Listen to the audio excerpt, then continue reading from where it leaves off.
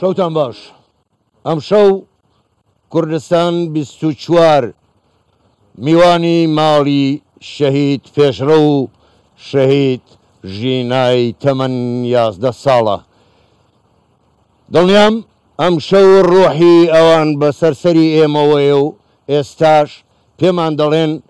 خۆزیا ماڵەکەمان ئاوا دا نەڕمایە و بە جۆرێکی کە پێشوازیمان لە ئێوە بکردایە، بەڵام بڵێن چی بەداخەوە دەستی زۆرداران گەیشتە ماڵی ئێمە و لەباتی گوڵ و نوقڵ بۆ ئێمە موشەکیان بۆ ناردین و ئەو ژیانەی کە هەمان بوو لێیان سندین و نەیان هێشت ئێمە لە ماڵەکەی خۆماندا ژیان بەسەر بەرین و بتوانین ئێمەش ژیانێکی ئاسایی بژین. تۆ بڵێ ئێستا ژینایی بچکۆلە برسی نەبێت، داوای شیرێک نەکات، ئەوە تا هێشتا خوتووی شیرەکەی نیوەیە. تۆ بڵێ داوای یاریەکانی نەکات، ئێستا تۆ بڵێ ئێستا داوای باوەشی گەرمی باوکی خۆی نەکات. بەداخەوە نەیان هێشت ژینای بچکۆلەی تەمەن 11 ساڵ بتوانێت لەم ماڵەی خۆیدا گەورە ببێت و ژیانێکی ئاسایی بەسەر بەرێت، بەڵام نەیان هێشت موشەکی دوژمنان، موشەکی ناحەزان، موشەکی ئەوانەی کە نایانەوێ کوردستان بە ئارامی بژی، بەڵام بەداخەوە ئەوان ئەو ژیانەیان لێ سندن. دەنا ئێمە ئێستا لە بری ئەم وێرانەیە لە ماڵێکی تردا پێشوازی لە کوردستان 24 دەکرا. ئەم شەو لە دیبەیتێکی زۆر تایبەتدا سەبارەت بەم تاوانەی نەک هەر لە ماڵی شەهید پێشرە و ژیناکرا، بەڵکو ئێمە دەڵێن ئەو تاوانەی بەرامبەر هەولێر ئەو جا بەگشتی بەرامبەر بە کوردستانیش ئەنجام درا. ئێمە قسەی زیاتر پرسی زیاتر لەسەر ئەو بابەتە دەکەین، بەڵام دەمەوێت پێشەوە بڵێم خوای گەورە لە قورئانە دەفەرمێ وَإِذَا الْمَوْءُودَةُ سُئِلَتْ بِأَيِّ ذَنبٍ قُتِلَتْ. زۆر باشە، ئێمە لەگەڵ میوانەکانمان قسەی زیاتر لەسەر ئەم بابەتە دەکەین و پرسی زیاتریش دەکەین. من دەمەوێت سەرەتاش ئەوە بڵێم کە دەستی ماندوو نەبوونی ئەو کارمەندە عەزیزانە دەگوشین و تا ئێستاش ئەوە چەند ڕۆژە خەریکن بە دوای تەرمی ئەوانەی تردا دەگەڕێن ئەو شەهیدانەی تر. لێرەوە ئێمە لە کوردستان 24ەوە پرسە و سەرخۆشی گەرمی خۆمان ئاراستەی بنەماڵە و کەسوکاری شەهید پێشرە و ژینای تەمەن 11 ساڵ و تەواوی خەڵکی هەولێر و تەواوی خەڵکی کوردستان دەکەین. لە خوای گەورە داواکارین ئەوان بە بەهەشتی بەرین بسپێرێت و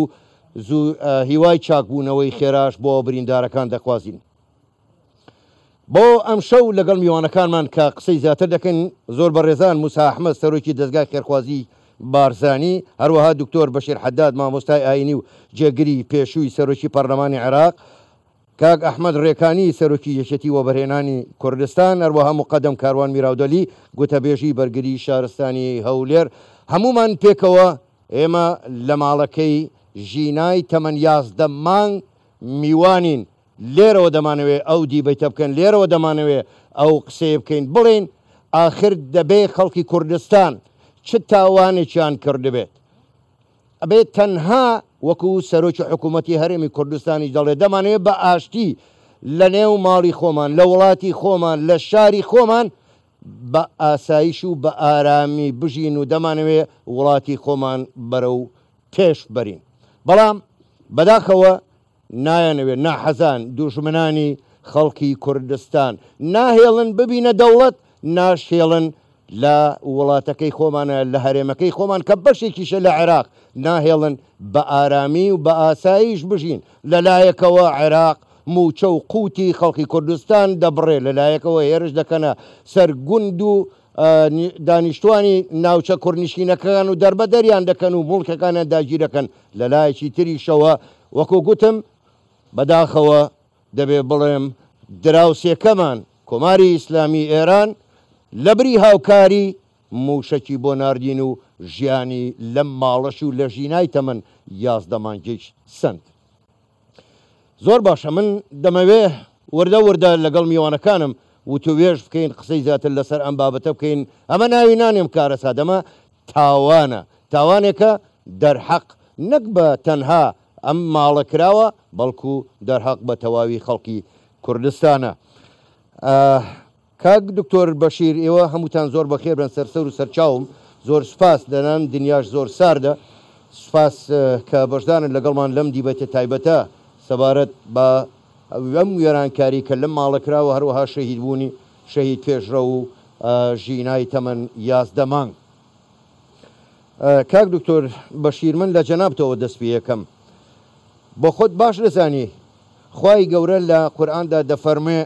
بسم الله الرحمن الرحيم وخلقناكم من ذكر وأنثى وجعلناكم شعوبا وقبائل لتعارفوا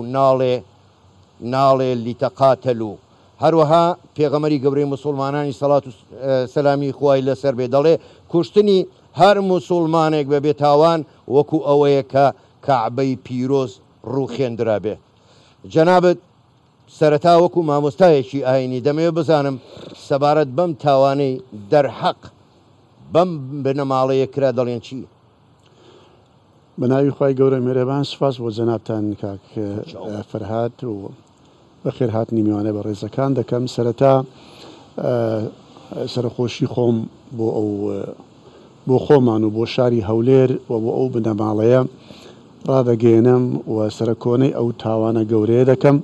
لەخوای گەورە دەپاڕێمەوەکەوە شەهیدەکان بە هەشتی پان و بەرینی خۆی شاد بکا و هیوای زوو چاکبوونەوەش لە بۆ بریندارەکان دەخوازم. وەکو جنابتان ئاماژەتان پێدا خوای گەورە کە ئەو مرۆڤانەی خەڵق کردووە بۆ ئەوەی کە زەوی ئاوادان بکەنەوە، بۆ ئەوەی کە ژیان جوان بکەن و ژیانێکی جوان دروست بکەن بۆ خۆشیان بژێن و خەڵکی دیکەشی تێدا بژیە. بۆ ئەوەی دروست نەکردوین کە خوێنی یەکتر بڕێژین. ئەسڵەن بۆیە کوشتنی کەسێک ئەوەندە تاوانێکی گەورەی لای خوای گەورە لەبەر ئەوە ئەو گیانە تۆ نەتداوە بەو کەسە تا لێ بسەنیەوە. یعنی ئەو خوایە کە گیانی داوەتە ئەو ئینسانە ئەو دەتوانێت تەنها ئەو دەسەڵاتی هەیە کە لێ بسەنێتەوە. بەنا مرۆڤ ناتوانێت گیان لە مرۆڤ بسێنێتەوە، بۆیە تاوانێکی زۆر گەورەیە. و ڕشتنی خوێنی بەناحەق بە حەڵالزانینی خوێنی خەڵک گەورەترین تاوان لە لای خودای ڕەب العالەمین. و هەر بۆیەشە خوای گەورە لە قورئانی پیرۆزدا ئاماژەی بەوە داوەکەوە کوشتنی هەر کەسێک بەناحەق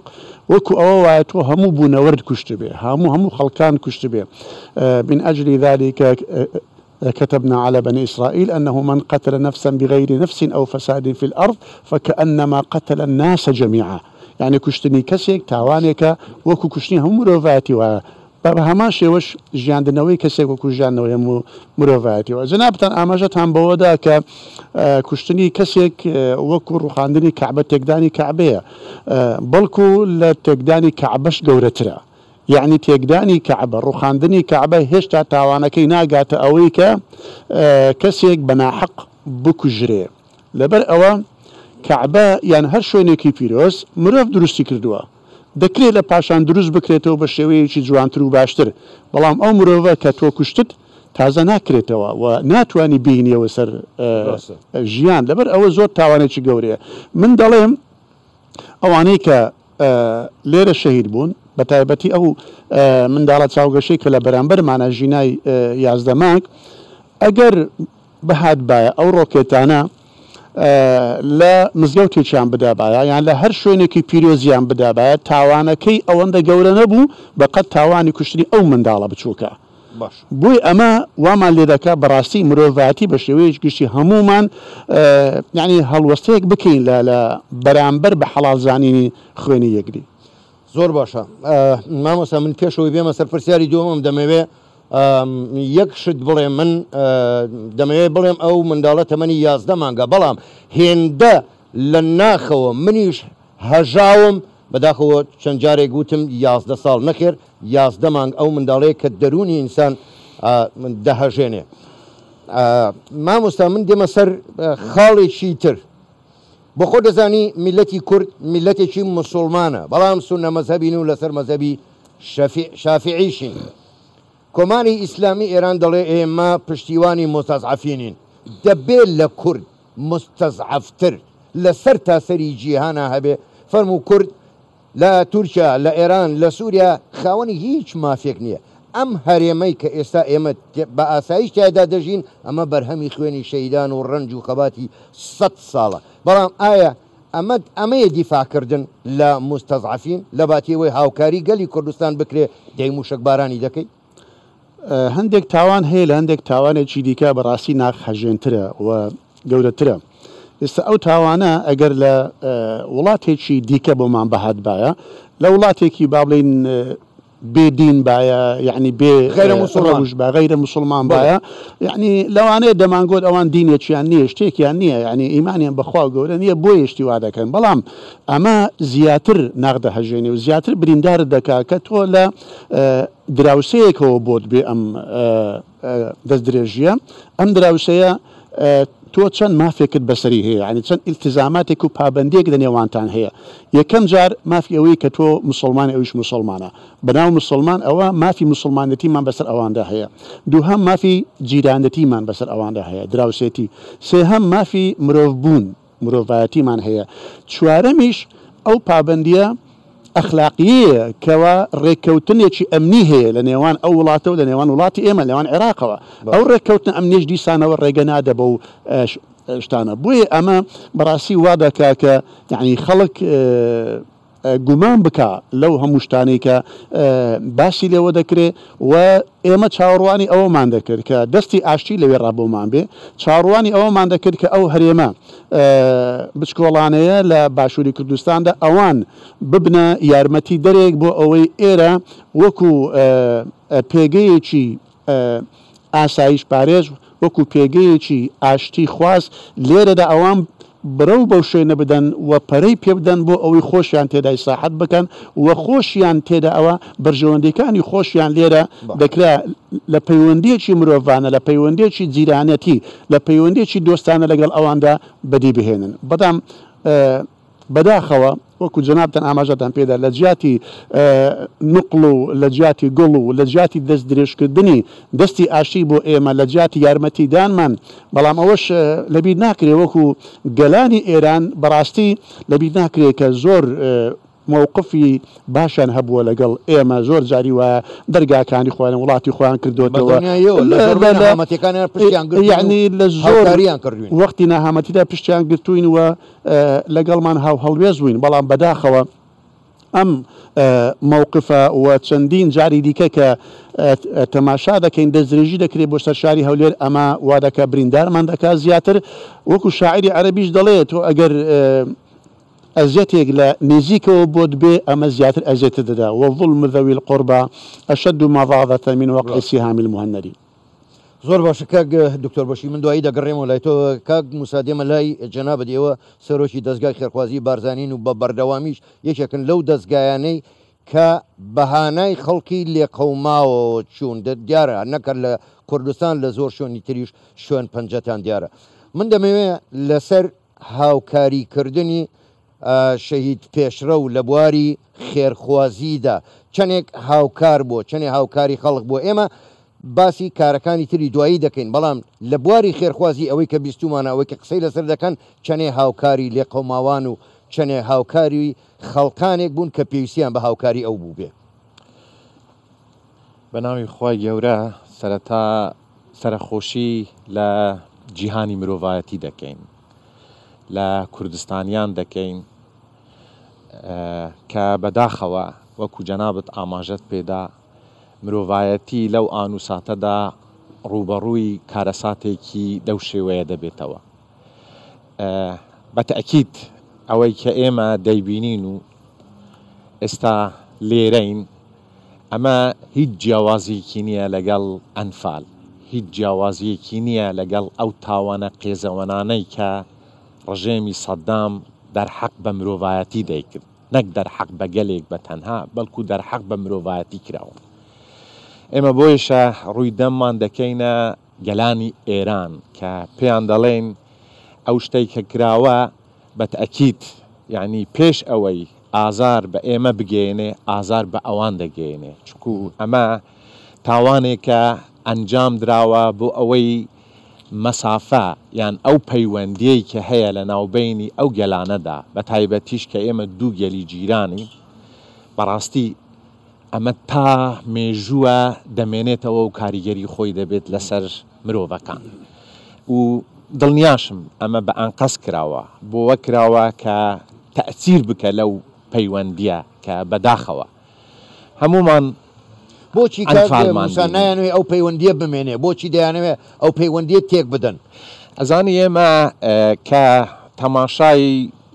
لاپەڕەکانی مێژوو دەکەین، کە ڕووداوەکانی مێژوو دەخوێنینەوە، ئەو ڕژێمانەی کە دژ بە مرۆڤایەتی بوونە کە دەهاتن بۆ نمونە لە کانیاوەکانیش نەدەگەڕان، کانیاوەکانیان وشک دەکرد. ئەمە ڕوبەڕووبوونەوەیەک نەبوو بەرامبەر بە وڵاتێک، بەرامبەر بە حکوومەتێک، بەرامبەر بە لایەنێکی سیاسی، بەڵام بەڵکو بەرامبەر بوو بە ژینگە، بەرامبەر بوو بە مرۆڤایەتی بە شێوەیەکی گشتی. ئەمانە لە شێوەی کانیاوێکن بۆ مرۆڤایەتی بەڕاستی. ئەنی من دەمەوێت بێمە سەر شەهید پێشڕە و ئەو کارانەی کە بۆ مرۆڤایەتی دەیکردن، ینی ئێستاش زیاتر ڕاستەوخۆ جگە لەوانەی کە ناڕاستەوخۆ زیاتر لە 1000 خێزان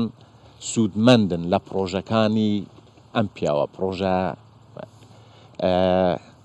ئینسانیەکان ئەوەی هەیە. ڕاستەوخۆ چەند زیاتر لە 200 ماڵ موچەی مانگانەیان وەردەگرت لەو پیاوە. و دیسان لەگەڵ کارەکانی دەستگای خێرخوازی بارزانی لە هەموو ئەو پرۆژانەی کە ئێمە هەمان بوو، چ بۆ ئەوانەی کە لێرە لە کوردستان و لە عێراق ئەنجام دەدران، چ بۆ ئەوانەی کە لە وڵاتانی تر ئەنجام دەدران، زۆر جار خۆی تەلەفۆنی کردووە بۆ ئێمە چتان بۆ بکەین لەو بابەتەوە، چۆن بتوانین هاوکاری و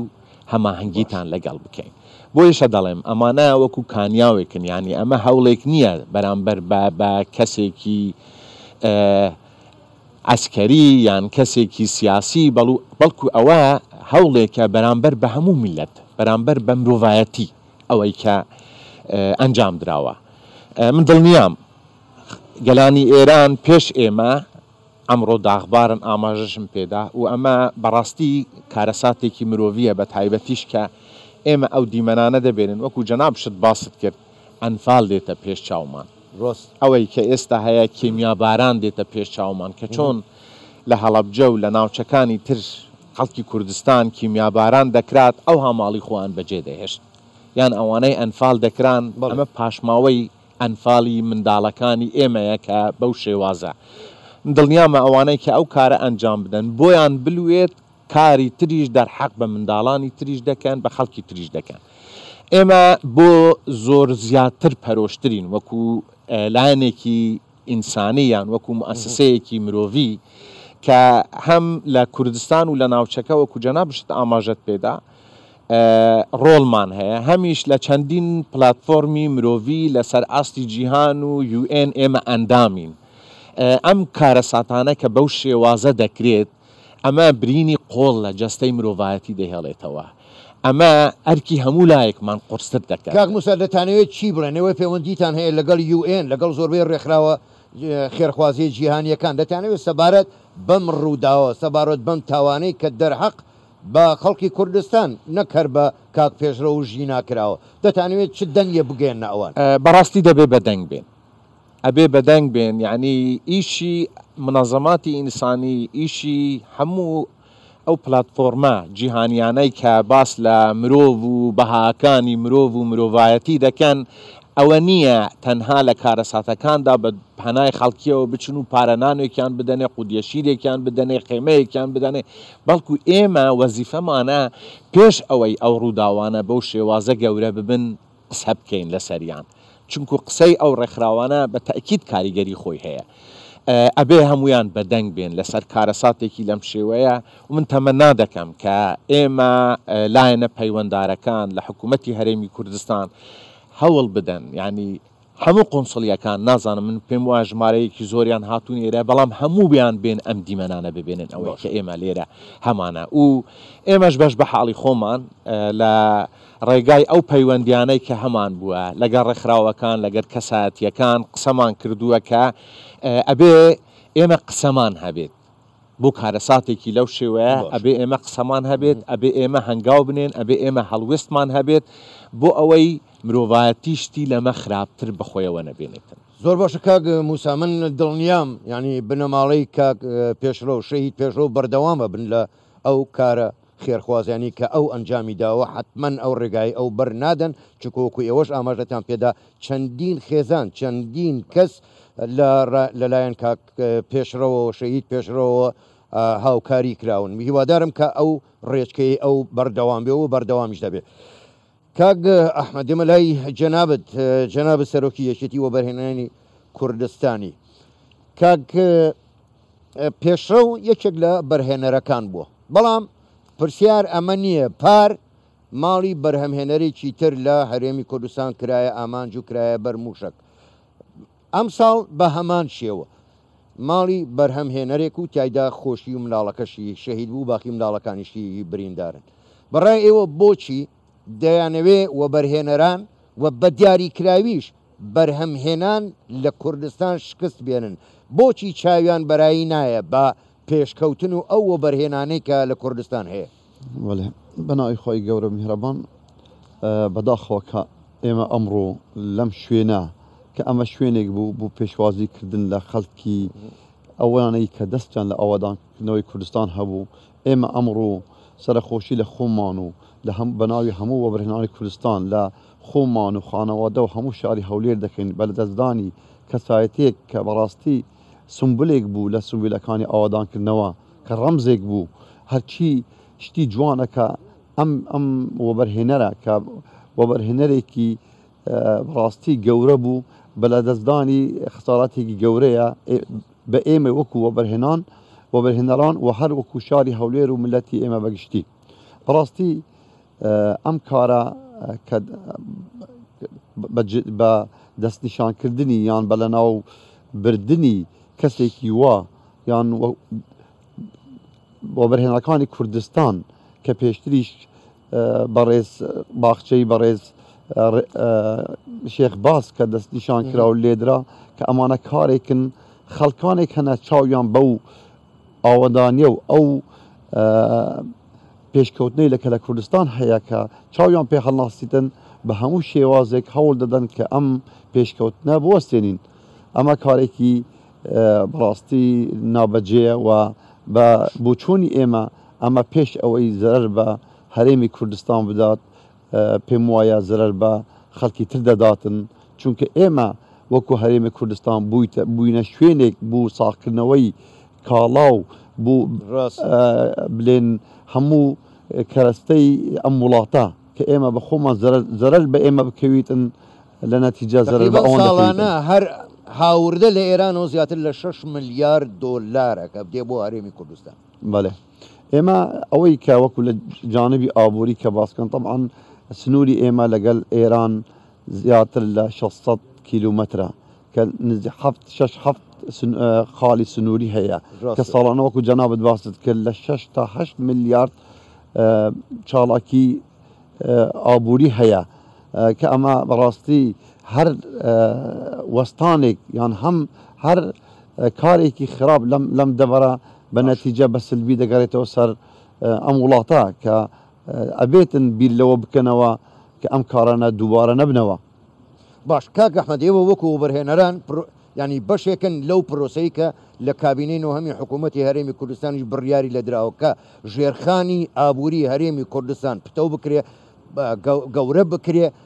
سەقام گیرتر بکرێت تاکو پەرە بە گەشە و پێشکەوتن لە هەرێمی کوردستان بدرێت پێت وایە ئەم جۆرە کارانە دەتوانێت ڕێگری لە وەبەرهێنەران هەروەها لە وەبەرهێنانی گشتی لە هەرێمی کوردستان بگرێ و نەهێڵێ ئەم هەرێمە کە بڕیاری داوە هەنگاو بەرەو پێشەوە بنێ بوەستێ بەڵێ ئەوەی ڕاستی بیتن وەبەرهێنان پاش ئەوەی کە یاسای وەبرهێنان لە 2006ەوە یاسا وەبەرهێنان کە دەرچووە کاری زۆر گەورە کراوە و کێشەی گەورە هاتوتە پێش وەبەرهێناڵەکانی ئێمە هەر لە شەڕی داعش و هەر لە قەیرانی ئابووری بەڵام هیچ کات ڕێی لە ئێمە نەگرتووە کە ئێمە بەردەوام بین لە سەرکارەکانمان و دووبارە ئێمە بەڵێن دەدەین کە لەسەر ئەم ڕێبازە و ئەم هیمەتە ئابووریەی کە هەبوو پێشتر وەکو جەنابی ڕەحمەتی کاکە پێشڕەو ئێمە بە هەمان ڕێچکە و بە هەمان هیمەتەوە بەردەوام بین و بەردەوام بین لەسەر ئاواداکردنەوەی کوردستان و هیچ شتێک ئێمە پاشگەز ناکاتەوە. زۆر باشە کاک ئەحمەد دەست خۆش. جەنابی مقەدەم کاروان میراودەلی گوتەبێژی وەرگری شارستانی هەولێر من دێمە لای جەنابتان ماندوو نەبن دەستان خۆش بێ دەستی ئەو برایانەش خۆش بێ ئەوانیش ماندوو نەبن ئەوە چەند شەو ڕۆژە ئێوە بەبێ وەستان بەبێ ئەوەی هیچ ئیسراحەتێ وەربگرن خەریکن بۆ ئەوەی دواترم لێرە بدۆزنەوە. ئەگەر سەیرێکی جەنابی مقەدەم ئەگەر سەیرێکی ئەمانە بکەین کە دۆزراونەتەوە ئەوە ئێوە دۆزیوتانەتەوە ئەم کەلوپەلانەی کە لێرن هەل لە ئەو قوتووی شیرەوە بگرە تاکو ئەو شتەی جل و بەرگ و تاکو سەر شتی یاریکردنی مناڵان و لەوەش گرنگتر دەبینین ئێمە قورئانێکی پیرۆز لەوێدایە. ئێوە جگەل لەمانە هیچ شتێکی کەتان دۆزیوەتەوە کە ئاماژە بێ یا ئیشارەتێ بێ بۆ ئەوەی کە ئێرە بنکەی مۆساد بوو؟ بناوی پەروەردگار ئاسڵاو ڕێز بۆ بینەران و بیسەرانی کوردستان 24 هەرکوێک هەان لەگەڵمانە هەڵبەت سڵاو ڕێزم هەیە بۆ میوانانی ها بەرنامەکەم شۆ پێکەوە لەو دیبێت تێدا بەشدارین و بە لە جیاتی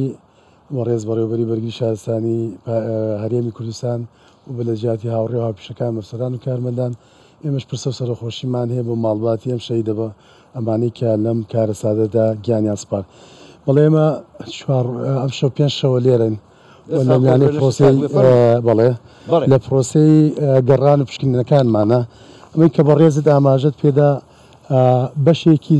زۆری کە ئەم کەرەسانە وەسایلی ناوماڵن لە ئەم ماڵگەیەدا ئێمە لە میانەی گەڕانەکانمانە ئەو بەشێکی کەمن ینی کە دوێ ڕۆژ کە لە دوانیۆڕۆکەیدا ئەم بەشەکەمەیەمان هێناوت ئەم جێگەیە کە لێرەدا بەڵگەکانی ئەو کەرەسە وەسایل و پێتاکانە لێرەدا کەڵەکە ئەەکەین. سێ ڕۆژی پێشووتر ئێمە چیمان کردووە هەرچێکی دۆزی بێتمانەوە لە میانەی ناو داروپەردۆکانە ئێمە بە ڕێگەیەوەی برایانی ئاسایش و سکوریتی و هەروەها کەسێکی نزیک لەم ماڵباتە لێرە بووە بە شێوەیەکی باڵەم ئیسلام کەرەسەکانمان ڕادەسیان کردووە واتە ئەوانی ترمان ڕایاڵە کردوون. ئەمەی کە هەیە بەجددی بەڕێزیشتان بینیتان من ئەوەی کە لە ڕێگەی کارمەندانەوە دەرهێنانی بۆ کرابی لە ناودار و پەردۆکان وەسایلی مناڵانەی زۆر تایە کەرەسە و پێتاکی مناڵانە یاریکردن جلوبەرگی مناڵانە پێڵاو ئەمانە و لە هەمووی گرنگتر پەرتوکە ئاسمانەکە بە تایبەت قورئانی پیرۆز کە 4 دانەیان لە ڕێگەی کارمەندان ئێمە دەرهێنانی بۆ کراوە و بەرماڵی نوێشکردنمان هەیە و جلوبەرگی با بڵێم کوردیمانەیەکی تیادایە ئەوەی کە جێگای سەف ئەوەی ئەیبینن قوتو شیری مناڵانەی تایە کە تایبەتە بە با بڵێم ئەم مناڵە بچکۆلەیە ژینە کە ساڵێکی تەواو نەکردووە ئەوەی جێگای ئەسەفە تا ئێساکە کە لە میانەی ئەم ڕووداوەدا هەرچەند ئێمە بە کارەسا وەرماگرتووە 6 گیان با بڵێم زامداربوونمان هەیە و 4 گیان سپاردوومان هەیە و لە میانەی 4 گیان سپاردووەکانە تا ئێساکانە تەرمی ئەو هاوڵاتی فلیپینەیە کە تەمەنی 42 ساڵە و بە ناوی مێشێلەوە کە تا ئێساکانە نەگەیشتوونەوەی کە بتوانین تەرمەکەی بەدۆزینەوە و ئەمە بەڵگەکانی ئەم خاتومێشێلە کە بە 2 قۆناغ ئێمە لە 2 ڕۆژی جیاوازە لە پێرەوە لە دوێنێدا کە دۆزیمانەوە و کاتی نیشنگەی تێدا کات باقی تێدا پارەکەی کە پارەی چاپی سویسری عراقی نییە و ئیماراتیمانێ وەرحاڵ کە لەوێ هاتنی کردووە و کۆمەڵی کاتی بازاری تێدا ئەمە جزانی پارەکەیەتی و ئەم خاتونە لە کاتی لەدایکبوونی ژیناوە هاتووە لەم ماڵگەیەدا کاری کردووە و ئەم ماڵەیە ماڵێکی ئاساییە بەڵام جیاوازی ئەم ماڵێ ئەوەیە کە ماڵێکی بچووک نییە و بەڕاستی باڵەخانەیەکی گەورەیە هەر لە میانەی پشکنین و گەڕانەکانیشمانە ئەومان تێبینی کردووە و 2 بەشیشە ئەمە بەشێکی تریشی لەو دیوەیە جێگای سەرنجی شەکدار و پەردووەکی ئێژگار زۆر لەم کارەساتی بردمانەیە لێرەدا بەرچاوەکەوێت جەنابتان دەتوان ببینم. زۆر باشە جەنابێ مقدم یعنی ئەو کارەکانتان بەردەوامە بێ هەتا دەگەن بە نەتیجەیەک تا ئەبێ تەرمی ئەو کەسە ینی ئەو کەسە فیلیپینیا بدۆزرێتەوە یان هەر پارچەیەک یا هەر شتێک کە ئاماژە بۆ ئەو بکە. بەڵێ ئێمە وەکو فەرمانگەیەکی خزمەتگوزاری میری لە پاڵ فەرمانگەکانی تریشە ئەرکی ئێمە بابەتی فریادڕسیە بابەتی بەهاناوەچوونی خەڵکە ئەم ئەرکی درستی ئێمە ئەبێ لێرە بین تا دەتوانین کار بکەین و بەردەوامی دەین وەکو چۆنێک لەم پێنجشەوەیەکەم شەوشەوی پێنجەمینە بەبێ پشرانمان شەو و ڕۆژ لە ڕێگەی تیمەکانمانەوە بەردەوامی ماناوە بە پرۆسی پشکنین بە شێوێکی زانستیانە هەڵبەدەوەی کە تەرمی ژینا بتوانیمان لە شەوی یەکەمە بیدۆزینەوە کەمە شوێنەکەی ئەم ژوورەی سەرەوە شوێنی خەوتنەکەی بوو لەوێدا دۆزیمانەوە باخێن کە تەرمی مێشێ لە هەرچەند ئەمڕۆ جەنابی با بڵێم باڵێزی با بڵێم فلیپین هاتنی کردبوو بۆێرە و لە ڕێگەی خۆیەوە کە هات لە لایەمە بە سەرکردنەوەی کردین تەکلیفی ئەو جەنابیانەوە بوو کە ئێمە بەردەوامیمانە بێ ئێمەش پێمانوت کە ئەمە نەکەوە کە خەڵکی ئەم هەرێمە ئێمە وەکو ئەندامێکی وەکو خێزانێکی هەرێمی خۆمانەت با بڵێم هەژماری بۆکەین و بەردەوامی ژەبین بەرنامە پلانی ئێمە بەردەوامیە بەبێ پشتان تا دەگەینە دروستی دۆزینەوەی لاشەکە بەڵام بە پێی گریمانەی دۆزینەوەی لاشەکە دوو بابەت هەیە یەکیانەوەی لاشەیەکمان دەست بکێتەوە بە نەشێواوی و یەکێکی تر ئەوەی گومانێکی زۆرمان هەیە کە ئەم لاشەیە شێوەیەکی بۆ نمونە پارچە بوو بێ و کۆمەڵێ بەڵگە و بابەتی نەوعیمان لە بەردەسە بەڵام ئێمە دەمانێت پێشڕاستی کەینەوە و هەر ئەوەشە کە لە ڕێگەی پزیشکی دادیۆمانە چەند جۆرێک چەند پارچەیەکی لاشەی مرۆڤمان ڕایەڵە کردووە ئەوان ئەبێ بە پێی تەخریری توبی ئەمانی خۆیان پزیشکی دادی پێمان بڵێنەوە ئەمە بەڵێ ئەمە لاشەی مرۆڤ یانیش ئەمە گزارشە لە لاشەی ئینسانێک کە لاشەیەکی گەورەیە و ئافرەتیش اینجا بزانین ئەمە لاشەی ئەم خاتونەیە یاننا ئێستا سەرقاڵی ئەوەین و لە ئەو چوار ڕۆژەیە پرۆسەکەمان زۆر بەردەوامیە بۆ تەنانەت لە دوێن ڕۆژە 103 کارکتەرمان لە ئەفسەر و کارمەندانمان بەردەوامی پێدا بۆ گەڕانمان کردووە و کۆی جوگرافیاکە بەردەوامی لە گەڕانە زۆر باشە جەنابێ مقدم دەستان خۆش بێ ماندوو نەبن لەشتان ساق بێ کاک دکتۆر بەشیر من دەگەڕێمەوە لای جەنابێت هەموو لایەک باش دەزانن و جەنابیش باش دەزانن ئێران کۆنسولگەری هەیە لە هەولێر کەواتە جەنابی کۆنسولی ئێران کە لە هەولێرە هەم چاوی هەیە هەم جۆی هەیە هەم زۆر بە چاچی دەزانێ کە هیچ بنکە و بارگایەکی مۆساد مەحاڵە بوونی هەبێ لە هەولێر باشە مەسەرم بۆ ئەو نایەت بێ تەماشایەکی ئێرە بکە بزانێ ئایا ئەمە بنکەی مۆسادە لێرە مەسەر خۆ بۆ خۆی لێرێ ئەوەی کە ئاشکرایە بۆ هەموو لایەک حتى لە بۆ نێودەوڵەتیش کە ئەمڕۆ ئێران دەستێکی باڵای هەیە لەسەر سیاسەتی عێراقی بە شێوەیەکی گشتی باشە وە لە تەشکیل و دروستکردنی حکوومەتی عێراقیشدا ئەمە شتێکی شاراوە نییە ئەم شاندە ئەمنیەی کە لە حکوومەتی عێراقەوە هات بۆ ئەوەی کە هەر زوو هەر بەیانیەکەی هات یعنی پێشەوەی کە دەست بکرێ بە شت گۆڕین شوێن گۆڕین هات هەر بە زووەوە لەسەر ئاستێکی باڵا هاتن و تەماشایان کرد و گەڕان و هەمووشی بەڵێ قاسمعرەجیکە لە ئاستێکی باڵاوە هات ئەو کە دەڵێ ئەمە شوێنێکی نیشتەجێبوونە ماڵێکی مەدەنیە هیچ ئاسەوارێکی تێدانیە کە مۆڵگە بێ ئیتر کەواتە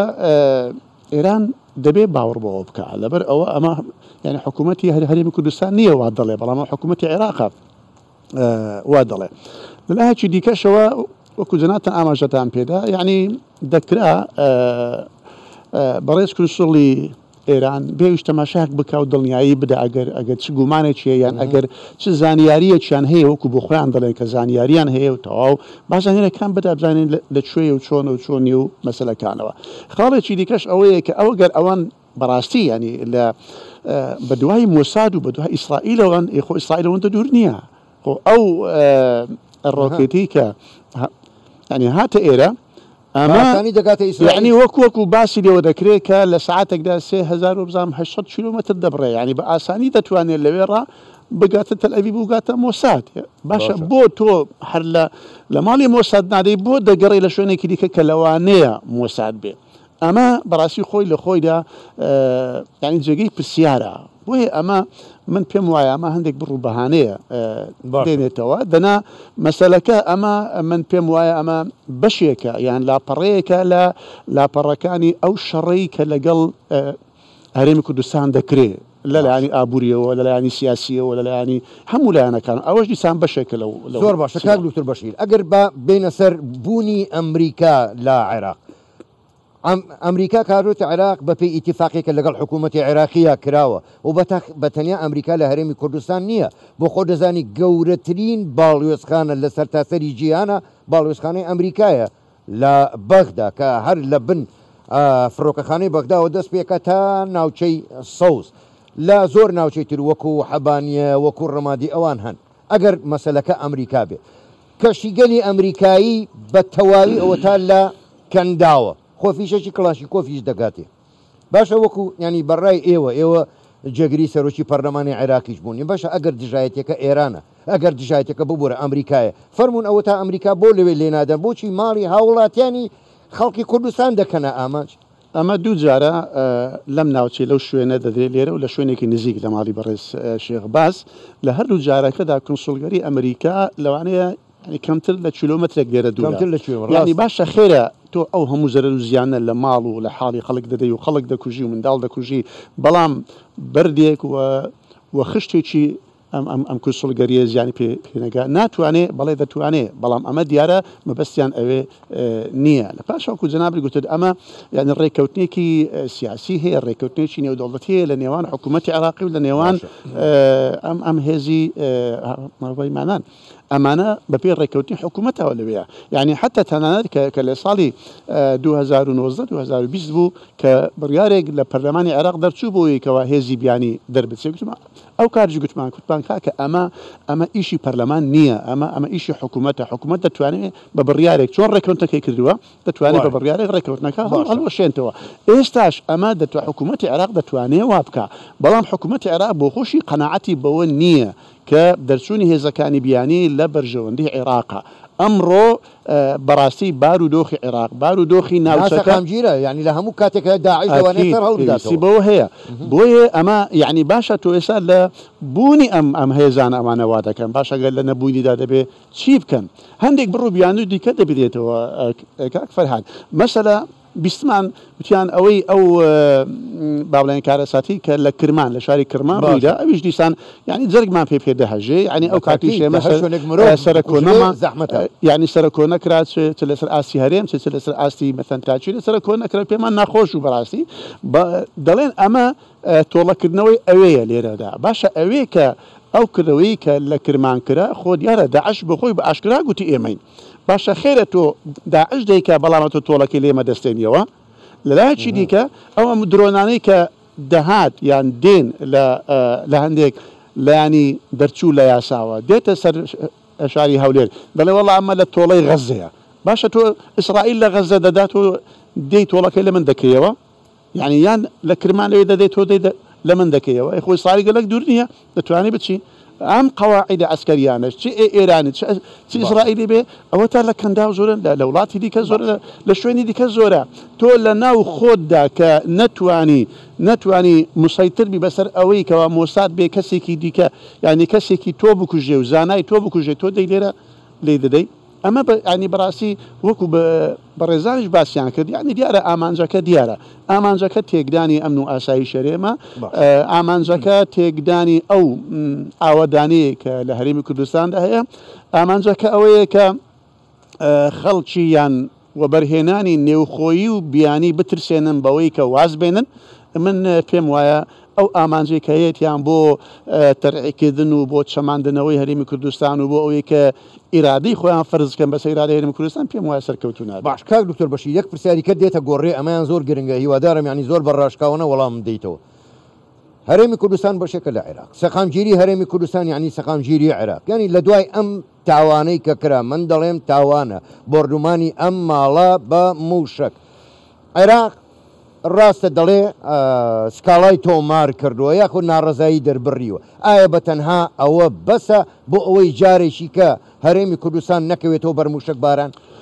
نەخێر بەداخەوە یعنی ئەو تەنها بەیانات و سەرکۆنەکردن و ئیدانەکردن ئەمان دەکافی نییە ئەمە بینیمان لە چەند ڕوودا و کارەساتی پێشتریشەوە دیسان ئیدانە دەکرا بەڵام پاش ئیدانەکان بەردەوام بوونی ئەم کارانە ئەمە لە ئەنجامی بێهێزی حکوومەتی عێراقا بەڕاستی لە ئەنجامی نەبوونی هەڵوێست و مووقفێکی توندی تەواو بەرامبەر بم شوێنانە و بەرامبەر بەم وڵاتانە و بەم لایەنانە کەم کارانە دەکەن یعنی حکوومەتی عێراقی کۆ بەلای کەمەوە ڕاست ئەگەرێمە بڵین ینی واقعی بین ناتوانێت بە شێوەیەکی سەربازی ڕوبڕوو بێتەوە چونکە ئەوان سوپای عێراقیان نەهێشتووە و ئەوانەی کە هەشە لەوانەیە لاک لاکی موالاتیان هەبی لە بۆ ئێران بەڵام خۆ حکوومەتی عێراقی دەتوانێت ئێستا ئەمڕۆ ئەو ئاڵ و گۆڕ ئابووری کە لە نێوان عێراق و ئێران هەیە زیاترە لە 10 ملیاردی دلار 10 تا 15 ملیارد دلارە خۆ دەتوانێت بەلای کەمەوە یعنی ئەم ئاڵ و گۆڕە بۆ ماوەی کەمیش بێ ڕابگرێتەوە ڕاگررتنەکەی ئەمە زیانێکی گەورە بەوان دەدا بەڕاستی زیانێکی گەورە بەوان دەدا و دەتوانێت بەمە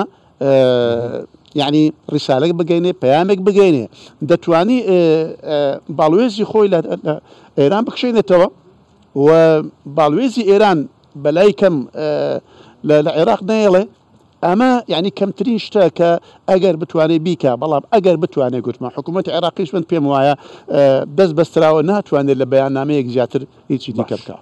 کەگ موسا ئەحمەد من دەگەڕێمەوە لای جەنابتەن ئێوە دەستگایەکی خێرخوازی گەورن ینی لەسەر تاسەری جیهانیشیەوە کار دەکەن ئەمڕۆ ینی لە ڕۆژی ئەم ڕووداوەوە زۆرێک لە سەرانی جیهان سەرۆک وەزیران وەزیرانی دەرەوەی وڵاتانی جیهان بەردەوام ئیدانەی ئەم کردەوە تێرۆریستێ دەکەن بەڵام ئێوە وەکو دەستگایشی خێرخوازی ئەو دەستگایی کە مرۆڤ بەلایەوە زۆر گرنگت دەبێت چی بکرێت چۆن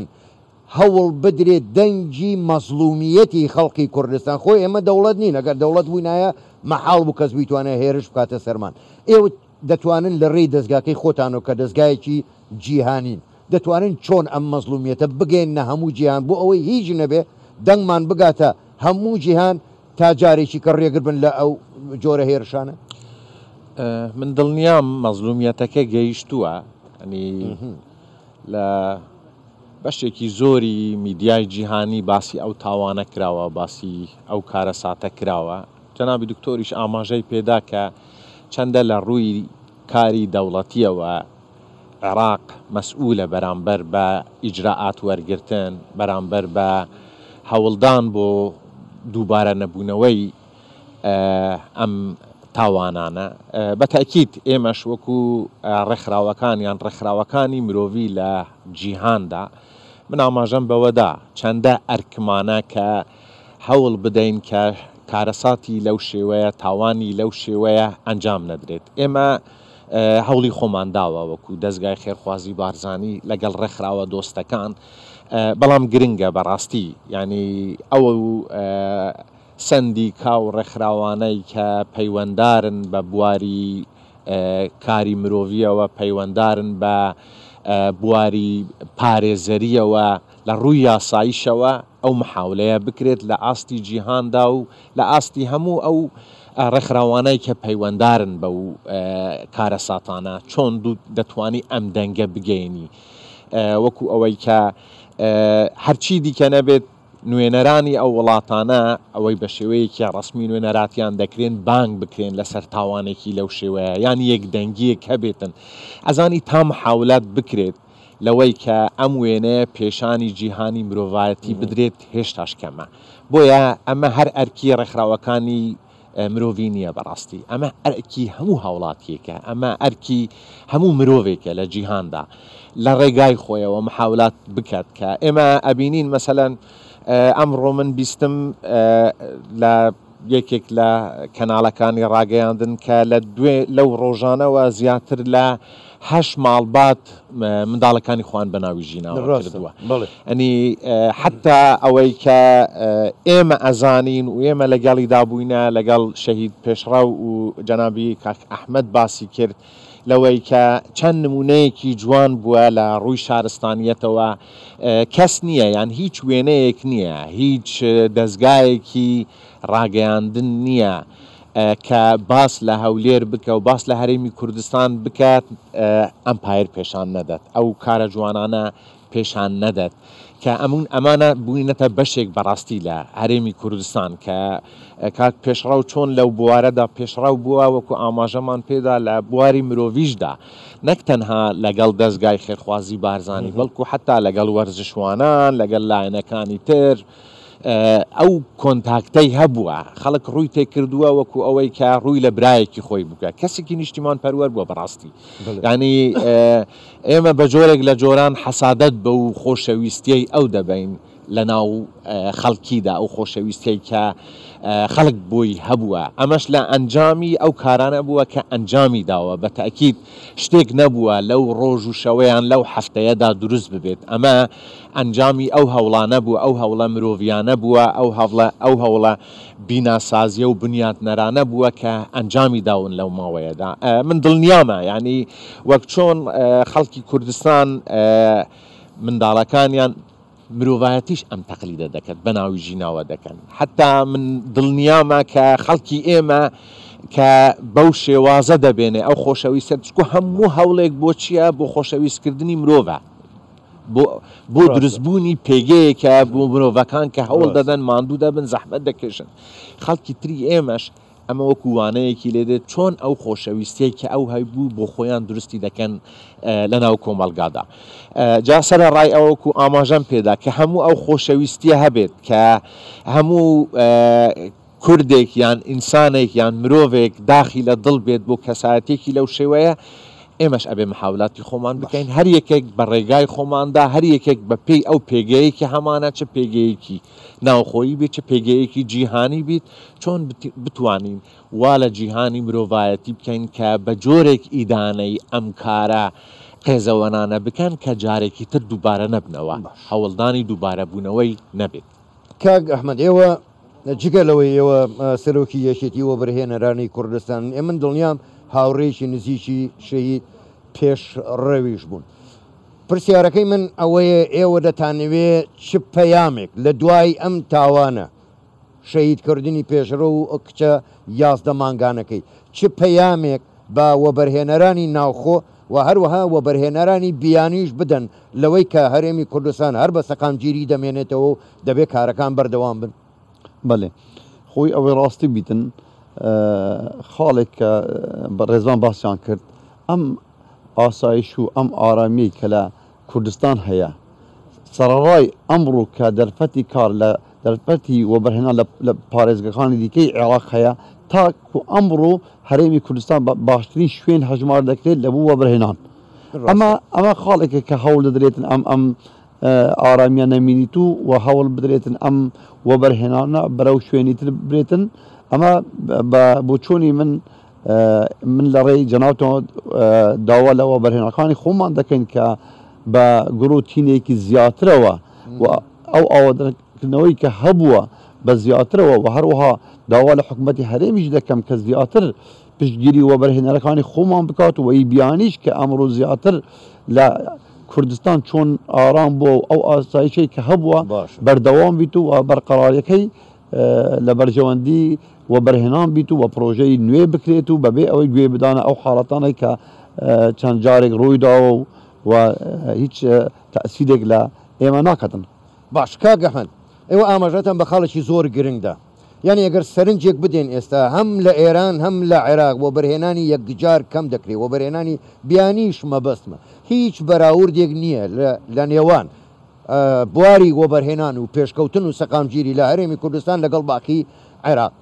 پرسیارەکە ئەوەیە ینی ئەگەر بێت و ئەم سەقامگیری و ئەم وەبەرهێنانە لە هەرێمی کوردستانە تێک بدرێت بە تەواوی وەبەرهێنان و سەقامگیری لە تەواوی عێراق تێک ناچێت خۆ بە سەدان و ئەتوانم بڵێن بە هەزاران خەڵکی عێراقیش دێن لە کوردستان سوودمەندن لێرە کاریان دەستکوتووە کار دەکەن حاکم لێرە خاڵێک هەیە ئێمە باش بزانین کە ئێمە ئەوڕۆ وەبەرهێنەرەکانی کوردستان ئەمڕۆ بووینە لۆبیەکی گەورە ئەمڕۆ کاک پێشڕەو کە لە هەولێر ئەو پرۆژە جوانەی جێبەجێ کردووە ئەمڕۆ لە بەرنامەی بووە کە دەیان پرۆژە لە سەرتاسەری عێراق ئەنجام بداتن بەڵام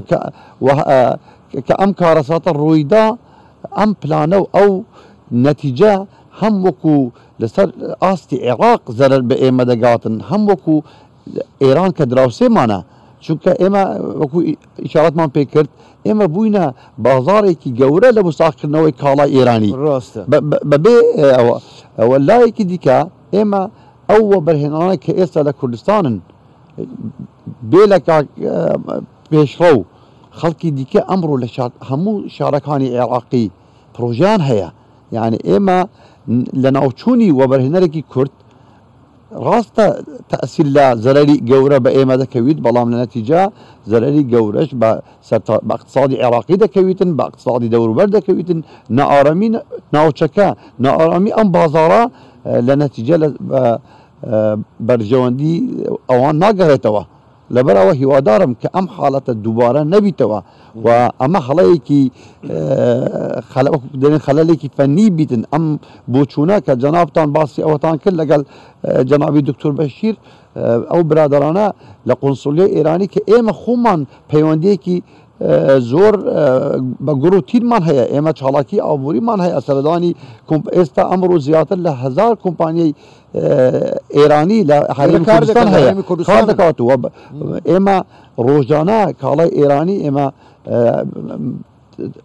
ئەوەیەکی تجاری گەورەمان هەیە تەبادلێکی تجاری گەورەمان هەیە و هەروەها بڕیارە لە مانگەکانی دابێتن پێشانگای گەورە هەیە لە تاڕان و لە شارەکانی دیکە کە یەکەم داوە لە بوو وەبەرهێنەکانی ئێمە دێت کە بەشدار بن لەم پێشانگانە باشە ئەمە لە چێ ئەمەی تر لە چێ ئەبێ بەڕاستی بیر لەوە بکەنەوە وتم ئەمە یان خەلەلێک بیت دووبارە نەبیتەوە یان بیر لەوە بکاتەوە کە زەرەری ئەم خاڵەتانە لە بۆ خۆیان زیاتر دەگەڕێتەوە تا بۆ هەرێمی کوردستان ینی کەواتە کاگ ئەحمەد ینی با ئەگەر زۆر ڕاشکاوانەتر قسە بکەین ئەبینین ئێستا گەمارەیەکی زۆر قورس و گەورە لە سەر ئێران هەیە لە سەرتاسەری ژیان تا ڕادێکی زۆر ئێران وەتەق کراوە ینی ئەم جۆرە کارانە بردومانکردنی هەرێمی کوردستان لەبری ئەوەی دەرگایەکە کە بۆ ئێرانیش کراوەتەوە دەرگایشی لێدا ناخە من ئەوەی جەناب دەڵێ ئێمە ئێستا 7 خاڵی سنووریمان هەیە لەگەڵ ئێران کەواتە ئێران ئەم بازارە هەیە ئەگە ئەم بازارە لەسەر خۆی داخات خۆ جەنابتان دەزانن حسارێکی گەورە لەسەر ئێران هەیە کە ئەم ڕێیان ئەم دەرگانەش قەپات بکرێتن یان خوانەکاتن ئەم دۆخەیە بەرەو پێش بچیت زەرمەندی گەورە خۆیان دەبن ئەوجا هەرێمی کوردستانیش کە هەرێمێکە لە هیچ کاتێ زیانی نەبووە لە بوو وڵاتێکی وەکو ئێران دراوسێ کە هەموو کات خۆی بە خاوەنی ئەوەی زانیوە و بەهانای خەڵکی ئێمە هاتووە ئەمڕۆ ئەم دۆخە دروست بووە هیوادارین کە ئاخرین حاڵەت بیکە دروست بیت و زۆر باشە جەنابی مقەدەم من جێمەوە لای جەنابەت ئێوە لەم کارانە دەکەن ئیتر جا بێجگە لە بۆمباران ینی لە بوومە لەرزەبیان هەر کارە ساتێکی سروشتی بێ ئێوە یەکەم شوێنن یەکەم کەسن کە دەوێت بەرەو ئەو شوێنە بچن و بەهانیان و بچن بەڵام بە دیاریکراایی من دەمەوێت بپرسم لە جەنابەت بە دڵنیایەوە ئێوە خاوەن ماڵ و منداڵن و ئەو برا خۆشەویستانش لەشیان ساغوی و دەستیان خۆش بوو ماندوو نەبن کاتێک تەرمی ژینای بچکۆلەتان دۆزیەوە لەم بردومانەدا هەستان بە چی کرد؟ بەڵێ هەڵبەت بەداخەوە ئەمە بابەتێکی زۆر هەڵەگرێکە قسەی لەسەر بکەین لەگەڵەوەی کە ئێمە باسیەوەمان کرد کە کارمەندەکان مەسەل لەم کارماندانە تیادایە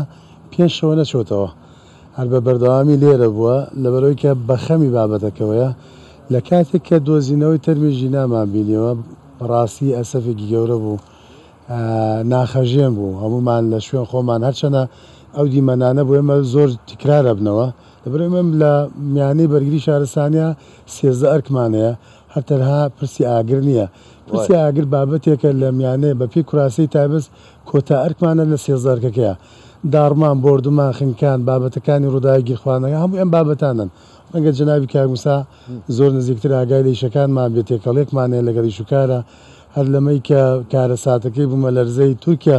تیممان ڕۆیش بۆ هەر لێرەدا ئەم کارمەندانە بەشێکیان لەو تیمەن واجگەلەوە حتا کۆماری ئیسلامی ئێران لە سۆرانەوە ئێمە ڕووداویان هەبوون بۆمان ناردوون لە سنووری خانە ئەمانە ڕووداوی گەورت کە بە تەکلیفی وەزارەتی ناوخۆ ئێمە تیممان ڕاڵە کە دۆکو بەرگری شارستانی دیمەنەکانی ئەو شەوەی کە ژینامان دەرهێنا بەڕاستی زۆر ناخەژێن بوو لەبەرەوەی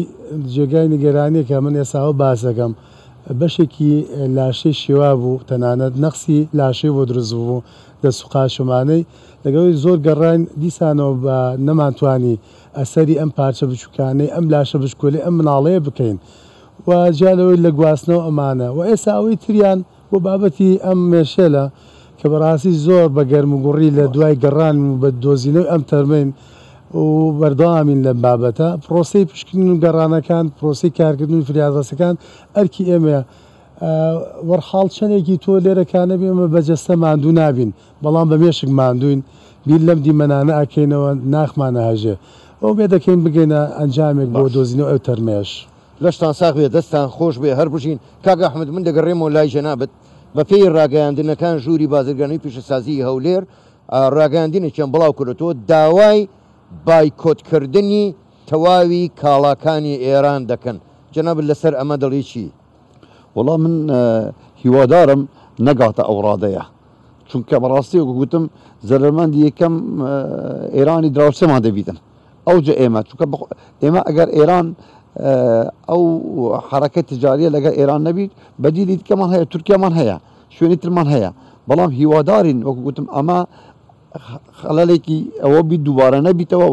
پەیوەندیەکان چۆن پێشتر پەیوەندی باش بووە ئێستاش بە هەمان شێوە پەیوەندی بازرگانی بە هێزمان هەبیت هاوکاری یەکترمان هەبیتن ئەم دۆستاتیە و ئەگەر خاڵێک هەیە ینی هەرچەندە من کابراایەکی سیاسی نیمە بەڵام ئەگەر بێتن من کابراایەک بم تاجرێک بم لە مەجالێک کار بکەم لە بەرژەوەندی وڵاتێک نەبی ئەکرێتن خۆ جهاتی حکوومەت هەیە لێرە قەنەواتی دیبلۆماسی هەیە ئەبێ ئاگادار بکەینەوە کاکە ئەم وەبەرهێنەرە کارێک دەکات کە کارەکە لەگەڵ بەرژەوەندی ئەم وڵاتانە ناگونجێتن بەڵام ناکرێت هەر گومانێک هەبیتن بە ڕۆکێت و بە ساڕۆخ جواب بدرێتەوە لەبەرەوە من هیوادارم کە ناگاتە ئەو دۆخەی کە ئەمە بایکۆتی کاڵەکان بکەن چونکە ئێمە دراوسینە ئێمە بەرژەوەندی گەورەترمان هەیە پێشتر هاوکاری گەورەتر لە هەردوو لە هەبووە هیواداریم بەڵام ئەمەشیان یعنی ڕێیەکە ئەگەر هیچ چارە نەبیت ناچارین ئێمەش بە دوای بەدیلی یەکێکە لە ئەگەرەکان بەڵێ تەوان گشتین زۆر باشە کاک دکتۆر بەشیر من ئەگەڕێمەوە لای جەنابەت کورد یا هەرێمی کوردستان دەوڵەت نییە هەرێمێکین لە ناو عێراق و خەڵکێکی مەزلومیشین بە درێژای مێژوو ئێمە زوڵممان لێکراوە لە ئەنفال و کیمیاباران و ڕاودونانەوە هەمووی و بیگرە تاکو و سەر ئەم تاوانە گەورەیە بەرامبەر بە هەرێمی کوردستان کراوە ئەنی بەڕای ئێوە دەبێت کورد چی بکات لایەنە سیاسیەکانی کوردستان چی بکەن چۆن مەزلومیەتی خەڵکی کوردستان هەم لە ناوخۆ هەم لە ناو عێراق هەم لە جیهان بیگەێنن بە جیهان دەتوانین چی بکەین ئێمە هەر دەبێ داوایان لێ بکەین بمان پارێزن کاتێەوە نهاتۆ ئیتر کورد بپارێزرێت یەک لەو دەردەسەریانەی کە میلەتی کورد پێدا تێدە پەڕی بە درێژایی مێژوو ئەوەیە کە دەوڵەت نییە و هەموو بنەماکانی دەوڵەتیشی هەیە لەگەڵ ئەوە ینی دەوڵەتان ئیوا هەیە کە بەقەد چارێکی ئەم کوردستانە نابێ بەڵام دەوڵەتەوە ئاڵای هەیە و ڕاندامیش لەنەوە یەکگرتووەکان بۆیە ئەمە دیسان غەدرێکی دیکەیە زوڵمێکی دیکەیە کە لەم نەتەوەیە کرایە لەو میلەتە کراوە کە دەوڵەتی پێڕەوا نابینرێ و حکومی خۆی پێڕەوا نابینرێ ئەمەش دیسان بابەتێکی دیکەیە کە تۆ نایەڵی دەوڵەت بێ بەڵام تۆ دەبێ بیپارێزی و بەلای کەم وەکو مرۆڤ بژین ئەوان نەدەمانکەنە دەوڵەت و نە لێش دەگەڕێن وەکو مرۆڤ بە ئازادی بۆ خۆمان لەسەر خاچی خۆماندا بژین لێرەدا بۆ دوور بڕۆین بۆ تەنها گلەی لە وڵاتان بکەین گلەی لە دەرەوە بکەین گلەی لە هەندێک ڕێکخراوە نێودەوڵەتەکان بکەین بە هەندێک گلەی لە خۆشمان بکەین بەڕاستی ئەگەر ئێمە یعنی خۆمان هەبێ دەرەوەشمان بۆ دەبێ ینی جنابتان دەزانن ئێمەوە لەنەوەتەوە تاکو ئێستا لەنەوە تو یەکەوە تاکو ئێستا وڵاتانە بە شێوەیەگان لە شێوەکان یارمەتیمان دەدەن ئەی یارمەتی سیاسی بێ یارمەتێکی ئیداری بێ یارمەتێکی مرۆیی بێ بە هەر شێوەیەکە یارمەتی دەدەن و ئەم قوارەیە دروست کراوە ئەم قواری هەرێمی کوردستانە دروست کراوە بە حکوومەت و بە پەرلەمان و بە هەموو دەستگاکانیەوە بە بە پشگیری ئەوانەوە و بە یارمەتیدانی ئەوانەوە بەڵام ئەوان تاکو ئێستا چەند بەرجێکیان لەسەر ئێمەدانا یان چەند داوایان لە ئێمە کردووە ئەم داوایان دەڵێن ئێمە بۆ ئەوەی بەردەوام بین لە یارمەتیدانی ئێوە و بۆ ئەوەی ئەم یارمەتیدانە بچێتە قۆناغێکی دیکەی پێشکەوتوترەوە بتوانین زیاتر لەگەڵتان بین هەندێک ئەو داوایە دەکەن بەلای کە مەسەرەن با بڵێن شێوازی دوو ئیدارەی لە کوردستان نمێنێ بۆ نمونە مەسەن هێزی پێشمەرگە یەک بخرێتەوە بەلای کە مەسەن ئەو هەندێک شتی دیکە هەیە کە ناکرێ بێ ڕێکەوتنی سیاسی لێو خۆتاندا هەبێ ئەو ناکۆچیە سیاسی نێوان لایەنە سیاسەکاندا نەمێنێ ئەمە بەڕاستی داوایە کە پێش ئەوەی ئەوان داوا بکەن پێویستە ئەمە بۆ خۆمان ئەوە داوا بکەین چونکە ئەگەر ئێمە تا نێو ماڵی خۆمان ڕێک نەخینەوە تا خۆمان نەبینە شتێک ناکرێت داوا لە کەسێکی دیکە بکەین بڵێ کاکەوەرە بۆمان بە تۆ ئەگەر خۆت بۆ خۆت نەبی کەسی کەش بۆ تۆ نابێ بۆیە من لێرەدا بەڕاستی ڕووی خۆم دەکەمە لایەنە سیاسەکانی کوردستان بە هەموو لایەنەکانەوە بێچێتی و پارتی و بە ئۆپۆزیسیۆن و بە دەسەڵاتەوە ئەم تاوانە گەورەیە کە بینیمان و پێشتریش کە بینیمان لە مالی شێخباز و ڕۆژانەش دەیبینیم بە درۆن و ئەوانە ئەمانە ناڵێ ئەمە بۆ یەکێتیە و ئەمە بۆ پارتیە بێ کەسێکی یەکێتی بکوژێ کەسێکی پارتی کەسێکی ئیسلامی بکوژێ هەموو کورد بە یەک چاو تەماشا دەکات وەکو لە ئەنفالە وەکو لە ئەنفالە تەماشا نیان کامەیەکێتی ڕێت ناپرسێ ئەمە ئۆپۆزیسیۆنە یان دەسەڵاتە مسلمانە یان مەسیحیان ئێزیدیە هەموو چۆن دەستیان بگاتە کامەیان ئێری لەگەڵی دەکەن بۆیە ئەمڕۆ پێویستە لە هەموو کاتێک زیاتر پێویستە هەموو لایەنەکان بەیەکێتی و پارتی و ئیسلامی و نەتەوایەتی و بە سۆسیالیست و بەلایەنەکانی کە بۆ ئۆپۆزیسیۆن و بەدەسەڵاتەوە هەمومان پێویستە هەموو ناکۆچیەکانی لابەلا وەلا بنین و بەرژەوەندی گشتی هەرێمی کوردستان بەرژەوەندی گشتی ئەو میلەتە لە بەرچاو بگرین بە ئەم ڕووداوە ناخەژێنە بە خوێنی ژینا و خوێنی شەهید پێشڕە و ئەوانی دیکەش هەمویان ئەوانەی کە لە بردومانەکانی تورکیا و ئێران و ئەوانە لە گوندەکان و لە شارەکان و لە شوێنەکان لە سەسنوورەکان تێدەچن بە ئەوانە بمان هەژێنن وامان لێ بکە کە دابنیشن لەسەر مێزی گفتوگۆ و پەیماننامەیەکی نیشتیمانی مۆر بکەین نیشتیمانی هەمومان پێکەوە بڕیار بدەین کە چۆن ڕوبەڕووبوونەوەی ئەم بارودۆخە بینەوە من ئێستا لێرەدا یعنی پێم خۆشە لە ڕێگەی سەرۆکاتی هەرێمەوە هەموو لایەنەکان هەموو حزبەکان پێکەوە دابنیشن بە ئۆپۆزیسیۆن و بەدەسەڵاتەوە و دراسەیەکی ئەم بارودۆخەی هەرێمی کوردستان بکەن ئەو وەزعی کە بەسەری دێ و بەغدا چۆن مامەڵەمان لەگەڵ دەکات دەوروبەر چۆن مامەڵەمان لەگەڵ دەکات و خۆمان دەگەینە کوێ هەم لە مەسەلەی ئابووری لە مەسەلەی ئەمنی لە مەسەلەی ئەو درۆنانەشەوە بۆیە بڕیارێکی یەک لایەنانە هەمومان پێکەوە بدەین و داوا لە حکوومەت هەرێمی کوردستان بکەین کە ئەم بڕیارەکە جێبەجێ بکە هەمووشمان پێکەوە ئەم حکوومەتی کە هەمانە بە هەموو ملاحەزاتمان ئەگەر چ کەم و کوڕیشی هەبێ بەڵام ئیخۆمانە حکوومەتی خۆمانە دەبێت دەست بەرداری نەبین دەبێت لەگەڵی بین دەبێت یارمەتی بدەین بۆ ئەوەی ئەگەر چ ملاحەزە و گرەیشمان هەیە گرەیەکانی بگەینێت چاچیان بکەینەوە زۆر باشە کاک دکتۆر بەشیر بەڵام ببینە سەر لایەنە نێودەوڵەتیەکە بۆ خۆ دەزانین لایەنی نێودەوڵەتی هەر بە نەتەوە یەکگرتوەکانەوە بگرویا و دام و دەستگای تری نێودەوڵەتی زۆر شوێن کە بەرەو نەهامەتیەک دەڕوا بەرەو قڕبوون بەرەو لە ناوبردن دەچێت بەهانانەوە دەچین ئێستا ئەرکە نێودەوڵەتیەکە دەبێت چۆن بێ ینی کاتی ئەوە نەهاتووە ئیتر نازانم هێزی سەربازی دێنن هەرێمی کوردستان دەپارێزن بڕیار نامە لە نەتەوە یەکگرتوەکان دەرەچێت بە جۆرێک لە جۆرەکان کاتی ئەوە نەهاتووە ئیتر کورد بپارێزرە و لە قڕکردن بیپارێزن خۆ کورد بەرگە ناگرێ ئیتر مەفروسەوا بێ کاک فەرهاد ینی بەڕاستی سیاسەتی نێودەوڵەتی ئەمڕۆوە بە درێژاییشدا بنەمایەکی ئەخلاقی نییە لە سیاسەتی نێودەوڵەتیدا بەرژەوەندی خۆیان هەیە ینی زۆر جار ئەم دەستەواژەیە گوتراوە ئێمە ڕێکخراوەکی خێرخوازی نین ئێمە لە بەرژەوەندی خۆمان دەگەڕێت بەرژەوەندی من لە لای تۆ هەیە بەڵام لە ڕێگەی بەرژەوەندی منەوە تۆش هەندێک بەڵام بەرژەوەندیەکەشان ئەوەیە کە لە کوردستان بپارێزرێ ئیتر ئەم بەرژەوەندی ئێستا لە کوردستان کە بپارێزرێ بەڵام دەبێت ئەوەش بزانین ئەمڕۆ عێراق بە شێوەیەکی گشتی وە کوردستان لە ئەولەویاتی یەکەمی وڵاتە زرێزەکان نییە ئێستا وڵاتە زرێزەکان ئەمریکا و رووسیا و ئەمانە خەریکی خۆیانن خەریکی شەڕی غەزەن خەریکی ئۆکرانیان خەریکی سینن خەریکی کۆریان خەریکی ئەوان یعنی ئەگەر پێشان عێراق و هەرێمی کوردستان لە ئەولەویاتی دەیەکەمەکان بان ئێستا لەوانەیە لە دووەم سێەمی دەیەمەکاندان بۆیە پێویستە ئەمە بۆیە دەڵێم خۆمان بۆ خۆمان هەبین چونچی ئەوان وەکو پێشان ئەو گرنجە بە ئێمە نادەم بەڕاستی ئێمە خۆمان دەبێت بۆ خۆمان بین اینجا داواش بکەین لەگەڵ ئەوان داوا بکەین و هەموو توانایەکەمانەوە بە هەموو ڕێگاچی دیبلوماسی و ڕێکخراوی ئەوانەوە داوای لە بکەین کە ئەو ئەرکە ئەخلاقی خۆیان بەجێ بێنن کە میلەتێکی ئاوا بپارێزن. زۆر باشە بە ئیجازەی میوانەکان من دەمەوێت هەندێک قسە لەگەڵ ئەو برایانە بکەم کە بەڕاستی ئەوە پێنجشەوە وەکو جەنابی مقەدەمیش گوتی پێنجشەوە شەو و ڕۆژ بەبێ ڕاوەسان بەبێ ئیجازە وەرگرتن بەبێ ئیسراحەت خەریکن من دەمەوێت لەگەڵ ئەوانیش هەندێک قسە بکەم بزانم ئەوان چێ هەستێکیان هەیە کاتێک ئێستا ئەمە چەند ڕۆژە ئەوان خەریکن بۆ دۆزینەوەی دوایین تەرمیش با لە جەنابتەوە دەست پێ بکەم کاکە ئەم کاتت باش ماندوو نەبی من با پرسیارەکردم جەنابەت ماڵ و منداڵت هەیە ئیشەڵا دەبێ بەڵام چەند ڕۆژی ئێوە لێرە کار دەکەن ینی ئێوە هەست بە چی دەکەن هەست بە چیەکی کاتێک بینی ئەو ژینا بچکۆلێ تەمەەن 11 مانگ تەرمەکەیتان دۆزیەوە سەرەتا بە خێرات نەچی گەرمەکەم وڵی کارەساتەی زۆر نەخۆشە زۆر دڵتەزێنە ئیشەڵە لە قەس ناقەومێتم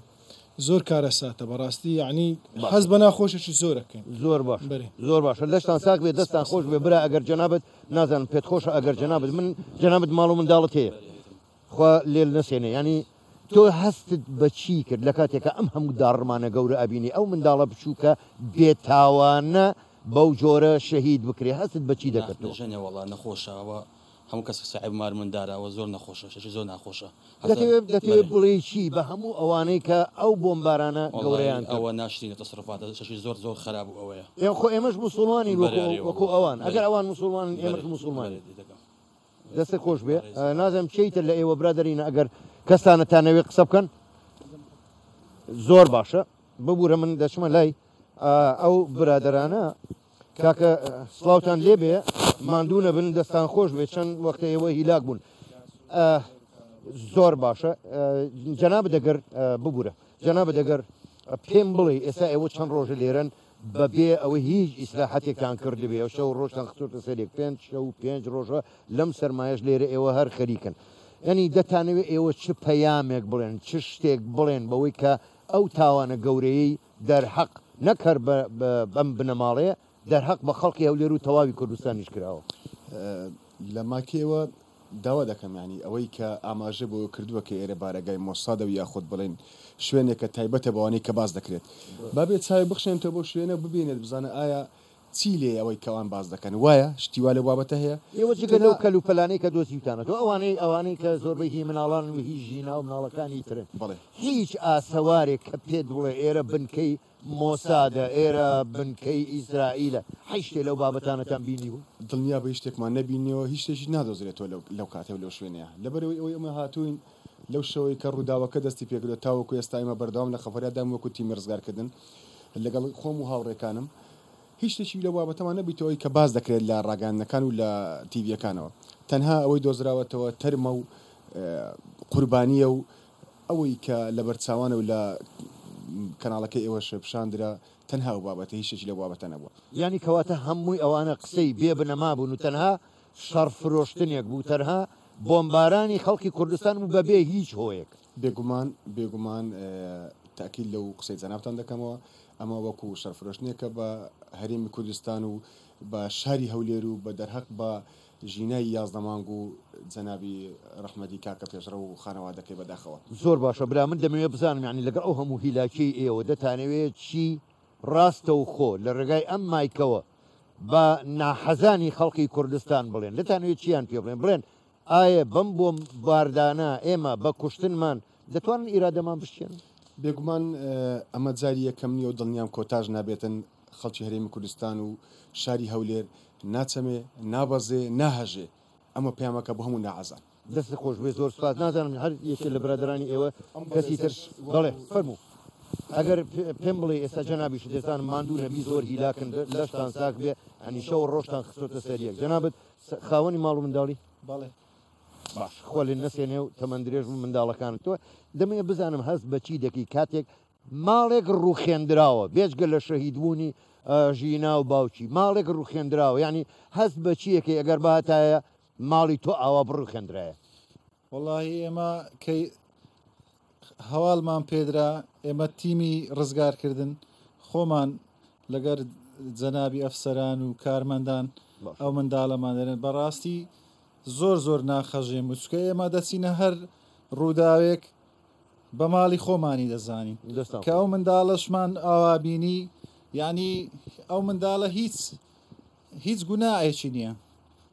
هیچ ئەوە چی نییە زۆر بۆ ئێمە ناخۆش باشە تۆ ئەوە چەند ڕۆژە ئێوە لێرە ئیشەکەن هیچ ئاسەوارێک هیچ ئاماژەیەک هیچ شتێکتان بینیوە کە بڵێ ئەمە بنکەی ئیسرائیلە مۆسادە یاهی ئەمریکایە نەخێر ناوەڵای ئێمە چەند ڕۆژە تقریبان پێنجەم شەوە ئێمە خەفەرین لە تەرم و قورئان و یاری منداڵان و هیچ یعنی هیچ شتێکمان چکە ئێمە بەرد دەی پشکنین بەرد هیچ شتێکمان نەدیتێەوە ئەوە زۆر دوورە لە ڕاستی دەستان خۆش بێ لە شتان ساک بێ ماندوو نەبن هیوادارم کە بە زووترین کە دوایین تەرمیش ئەو ژنە فیلیپینێ بدۆزرێتەوە ئێوە ماندوو نەبن لە شتان ساک بێ کارێکی یەکجار گەورە ئەنجام دەدەن بڵێن چی تاوانێکە دەرحەق بە خەڵکی کوردستان کراوە بە تەنها دەرحەق بەم ماڵە نەکراوە تەنها دەرحەق بە شەهید پێشڕە و ژینای 11 مانگ نەکراوە تاوانێکە دەرحەق بە تەواوی خەڵکی کوردستانە کاک موسا من دێمەوە لای جەنابەت ئێوە دەستگایەکی خێرخوازین هاوکاری زۆر شوێنتان کرد بێ ئەگەر لە سەر خەیاڵیش بی تەنانەت هاوکاری ئێوە گەیشتە بەسرە ئاوی خواردنەوەتان بۆ برد هەموو لایەکمان دەزانین کە بەسرە کە شادەماری ئابووری عێراقیشە بەڵام تەنانەت ئاوی خواردنەوەشیان نییە هیچ ڕێک لە ماو ئەم 5 ڕۆژەیە هیچ ڕێکخراوێکی عێراقی ئەگەر هەیان بوو بێ ئەگەر بە هاوکاریش نەبوو بێ بە دەمیش بوو بێ بە بەیان نامەیەک هیچ شتێکیان بۆ ئێوە ناردووە یان بۆ خەڵکی کوردستان نار وەکو جەنابەت ئاماژەت پێدا ئێمە لە هەموو پارێزگاکانی تری عێراقیش ئیشمان کردووە بەڕاستی خەڵکێک هەبووە کە لە ڕێگای ئێمەوە خزمەتی کراوە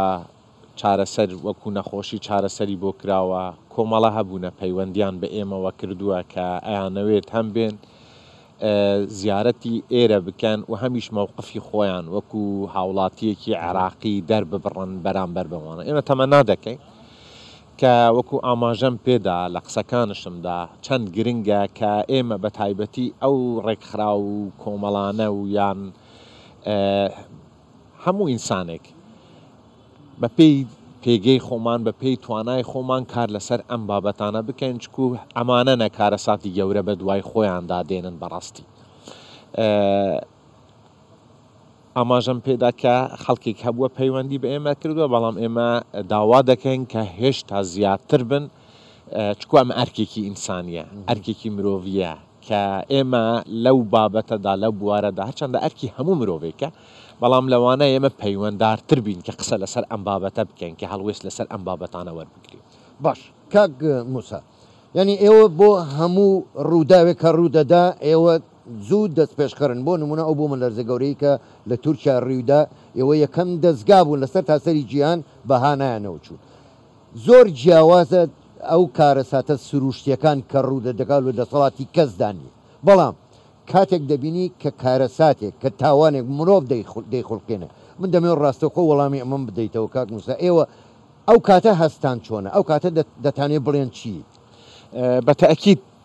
ئاماژەم پێدا کە لە قسەکانمدا کە ئەنفال چەندە کاریگەری لەسەر مرۆڤ هەبوو ئەو تاوانانەی کە مرۆڤەکان دژ بە مرۆڤەکان کردویانە چۆن وەکو مۆزەخانەیەکیان لێ هاتووە ئێستا لە مرۆڤاتی لە وڵاتانی تریشدا دێن سەیری دەکەن تەماشا بۆی عیبرەتی لێوەربگرن ئێمە هەمومان بەو کارەساتانە زیاتر بەڕاستی تەنگاو دەبین کە مرۆڤەکان بەدەستی خۆیان ئەنجام بدەن ئێستا وێنەی ژینا لە پێش ئێمەیە و هەمووشمان بینیمان ئەو کۆرپەلە بچووکە کە لەسەر دەستەکان بوو بە ئاڵای کوردستانەوە داپۆشرا بوو ئەنی هەر یەکێک لە ئێمە ئەوانەی کە منداڵی هەیە بە تەئکید هەستێکی تایبەتی دەبێت بەرامبەر بەو ڕووداوای کە چۆن مرۆڤەکان توانیان ئەم تاوانانە ئەنجام بدەن لەوانەیە بەداخەوە کە دەڵێم خەڵکی ئێران یان ئەوانەی کە ئەو تاوانانە ئەنجامیاندا زۆریان ئەو دیمەنانیان بینی بێ ئەوانەی کە لە هەڵەبجە بەسەر خەڵکی ئێمەدا هاتن چ نفرەتێکیان هەبوو بۆ ڕژێمی بەعس و بۆ سەدام ئێستا کە خۆیان ئەو شتانە ئەنجام بدەن ئەو تاوانانە ئەنجام بدەن نازانم بە چ شێوازێک تەماشای خۆیان دەکەن تەماشای کردەوەکانی خۆیان دەکەن کە ئەوانە ئەو نمونانە جارێکی تر دووبارە دەکەنەوە ئەوانەی کە کاتی خۆیان و خەڵکەکەیان نەفرەتیان لێ دەکەن. کاک موسا ئێوە ئاماژەتان زۆر بە ئەنفال و چیمیاباران کرد سەرۆک بارزانی لە وتارێکیدا سەبارەت بە ئەم تاوانەی کە ئەنجام درراوە دەڵێ دەتوانن بمان کوژن بەڵام ناتوانن ئیرادەمان بشتێنن لەسەر ئەم قسەی سەرۆک بارزانی دڵیشی ئێمە بەتەکیید ینی ئەمە خەڵکی کوردستان پەروەردەی ئەو ڕێبازەیە پەروەردەی ئەو کولتورەیە ئێمە ئەزانین بە درێژایی ئەو ماوە دوور و درێژە چەندین کارەساتی وا گەورە بەسەر ئێمەدا هاتووە بەڵام ئەوەی کە ئێمە شانازی پێوە دەکەین سەرکەوتنی ئێمە کاک ئەحمەدیش باسی لەوە کرد ئەو پرۆسەی کە لە ڕووی ئابوووریەوە لێرە لە وڵاتی ئێمە بەڕێوە دەچێت یعنی ئێمە ئەبینین کە وێڕای ئەوەی هەموو ئەو کردەوانەی کە دەرحەق بە ملەتی ئێمە بە وڵاتی ئێمە ئەنجام دەدرێت بەڵام وڵاتەکەمان لە پێشکەوتندایە ئێستا ئەبینین کە سەرەڕای هەموو ئەو بارودۆخەی کە هەیە بەڵام لەوانەیە هەرچ خەڵکێک چەندیش تەنگاو بکرێت پارێزگاکانی هەرێمی کوردستان بەجێ نەهێڵێ بۆ پارێزگایەکی تری عێراق ئەو بارودۆخە ئەمنی و ئابووریەی کە لێرە هەیە زۆر جیاوازە لە تورکیا لە سووریا ئەو قسانەی کە خەڵکەکە دەکەن حتا لە ئێرانیش ئەمە نیشانەی ئەوەیە کە ئەم خۆڕاگریە هەیە ئەوەی کە جەنابی سەرۆک دەڵێ کە ڕوبەڕووی هەموو ئەم تاوانانە بووینەتەوە ڕوبەڕووی هەموو ئەو کردەوانە بووینەتەوە کە دەرحەق بە ئێمە کراوە بەڵام خۆڕاگر بووینە و سەرکەوتوو بووینە و ئێمە دڵنیاشین کە خەڵکی ئێمە سەرکەوتوو دەبێت. زۆر باشە کاک ئەحمەد ئێوەی وەبەرهێنەر تەنها هەر مەسەلەکە لە لای ئێوە قازانج و سوودی تایبەتی خۆتان نییە چکۆ وەبەرهێن کە لە شوێنێک کار دەکا سوودی گشتیشی لە بەرچاو ینی هەر پرۆژەیەشی وەبەرهێنان کە ئێوە ئەنجامی دەدەن لە کوردستانە بەدەیان و سەدان و هەزاران کەس کاری تەدەکە و خێزان بژێوەکەی دەکەوێتە سەرەوە ئێستا کە جەنابەت لێرەی لەم وێرانەیە کە ڕاوەستاوی کە من دڵنیام دۆسایەتی نزیکیشت لەگەڵ شەید پێشڕەو هەبووە تۆ وەکو سەرۆکی دەستەی وەبەرهێنان دەتانەوێت چی بڵێن دەتانەوێت بڵێن چی ئایا لە دوای ئەوەی ئەمەشتان بینیوە بە چاوی خۆتان وەبەرهێنان ڕادەگرن یا ئێوەش وەکو پێشمەرگە شان دەدەنە بەری و ناهێڵن ئەم پرۆسەی پێشکەوتنی کە لە کوردستانە هەیە بە هیچ جۆرێک بوەستێت بڵێ بەڕاستی یعنی ئەمە ئەرکی ئێمەیە کە ئێمە لە ئەمەی ئەمڕۆ ئێمە هەمانە لەم وڵاتەمە دەستکەوتووە لەم شارەمە دەستکەوتووە و ئەرکی ئێمەیە کە ئەمە بەرژەوەندی خۆمان و ملەتەکەمان لە پێش بەرژەوەندی شەخصی دابنین و بە تەئکید ئەو وەبەرهێنەرەکانی ئێمە کوردستان ممکنە دەرفەتی باشان بڕەخسێ لە شوێنەکانی تر لە وڵاتی دەرەوە لە پارێزگانی دیکە وەکو باسم کرد بەڵام ئەمەی هەموو ینی خاڵێکە کە ئێمە لەسەر کۆکین کە ئێمە بەرژەوەندی وڵاتەکەمان لە پێش هەموو بەرژەوەندیەکە وەک ئەو قازانجانێک کە ئێمە لێرە دەکەن ئەگەر قازانجی کەمیش بیتن بەلا ئێمەوە زۆرن و ئەو خەڵکی لەگەڵ ئێمە کار دەکەن کە هەر بە بەرهێنەرێک ئەمڕوو بە دەیان و بە سەدان و بگرە بە هەزارەهان خەڵکی بەگەرخستووە و بوویتە سەبەبی ڕسقی ئەم خەڵکە وەکو کاک موسا باسی کرد ئەم بەڕێزە ئەم شەهیدە بەڕەئی من لەو ژمارەنە زۆر گەورەتر بووە ممکنە بە هەزاران خەڵک سوودمەند بووە لەم وەبەرهێنەرە لەم سەرمایەدارە واجبی ئێمەیە و بە تەئکید ئێمە لەمڕۆوە بە گرۆتینێکی زۆر بە گەورەتر و هەوڵ دەدەین کە خزمەتی وڵاتی خۆمان بکەین و هیچ شتێک ساڵمان ناکاتەوە لەم زۆر باش کاک ئەحمەد ینی جگەر لە کرێکار و کارمەندی کورد لە هەرێمی کوردستان کارمەند و کرێکارێکی زۆر لە عێراقیشەوە بەدڵنیاییەوە کارمەند و کرێکارێکی زۆریش لە ئێرانەوە لێرە کار دەکەن ئێستا دەتەوێت چی بۆم بڵێ کە ئەم تاوانیان ئەنجام داوە خۆ ئەو کارمەند و کرێکارانی کە خەڵکی ئێران و لێرە کار دەکەن موچەکانیان دەبنەوە بۆ ئەوێ بەتاکیید کاک حاکم ئێمە ئەمڕۆ لای خۆمان لەگەڵ چەند برادری باسی ئەومان دەکرد هەر یەک لە ئێمە ئێستا ئەمڕۆ دەیان کرێکاری ئێرانی لای ئێمە ئیش دەکەن و دیارە و هەموو بە ئیقامە و وەرەقە و شتیان هەیە کە ئێمە لای ئێمە ئیش دەکەن ئەمە بەرژەوەندی ئەوانە و جەنابەت باس کرد ئەمانە ئەم پارە و ئەم